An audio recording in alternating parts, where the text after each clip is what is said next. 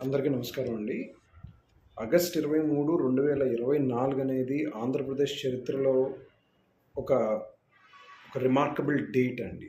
ఎందుకు అంటే గత 5 సంవత్సరాల్లో 2019 నుంచి 2024 మధ్యన జగన్మోహన్ రెడ్డి ప్రభుత్వం ఏదైతే వాంటెడ్‌లీ మరి గ్రామ వ్యవస్థని, పంచాయతీరాజ్ వ్యవస్థని నిర్వీర్యం చేసి, దానికి వచ్చినటువంటి ఫండ్స్‌ని కూడా డైవర్ట్ చేసి, వాళ్ళ జోబుల్లోకి, వాళ్ళకి కావాల్సిన వాళ్ళ జోబుల్లోకి ఎలాగైతే నింపుకుందో, దానికి విభిన్నంగా అధికారంలోకి వచ్చిన 3 నెలల్లోనే ఇప్పుడు ఈ కూటమి ప్రభుత్వం ఏదైతే ఉందో, ఎస్పెషల్లీ ఏపీ డిప్యూటీ సీఎం మరియు పంచాయతీరాజ్ శాఖ మంత్రి పవన్ కళ్యాణ్ గారు గ్రామాభివృద్ధిని, అలానే గ్రామ స్వరాజ్యం అనేటువంటి కాన్సెప్ట్‌ని మళ్ళీ వెలుగులోకి తీసుకొచ్చి, తెర ముందుకు తీసుకొచ్చి, ప్రజలందరూ కూడా ఈ గ్రామ స్వరాజ్యం అనే దాంట్లో అందరూ మమేకం అవ్వాలి. అందరూ కలిసికట్టుగా కూర్చుని నిర్ణయం తీసుకోవాలి. ఒకప్పుడు పంచాయతీ ప్రెసిడెంట్ అంటే ఆ ఊరికి ఒక ఎమ్మెల్యే, ఒక ముఖ్యమంత్రి స్థాయి లాంటి హోదా ఉండేది.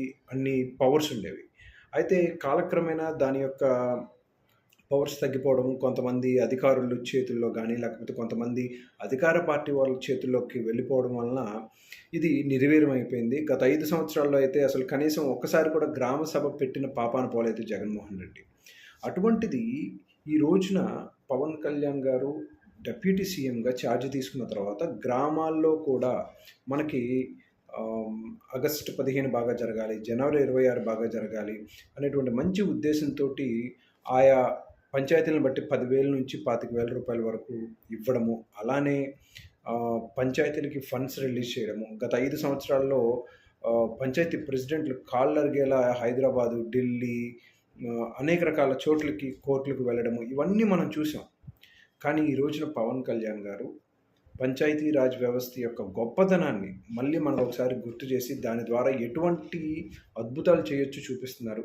ఆయన గ్రామ ప్రజలందరినీ, గ్రామ పెద్దలందరినీ ఒక చోటకి తీసుకొచ్చి గ్రామ సభలు పెట్టి, దాని ద్వారా మన ఊరికి రోడ్డు కావాలా, లేకపోతే మన ఊరిలో పూడికలు తీయాలా, మన ఊరిలో ఏమి నిర్మించుకోవాలి అనేటువంటి నిర్ణయాలని స్థానికంగానే పరిష్కరించుకోమని చెప్పేసి చెప్తున్నారు. ఇది నిజంగా చాలా వెల్కమ్ చేయాల్సినటువంటి విషయం.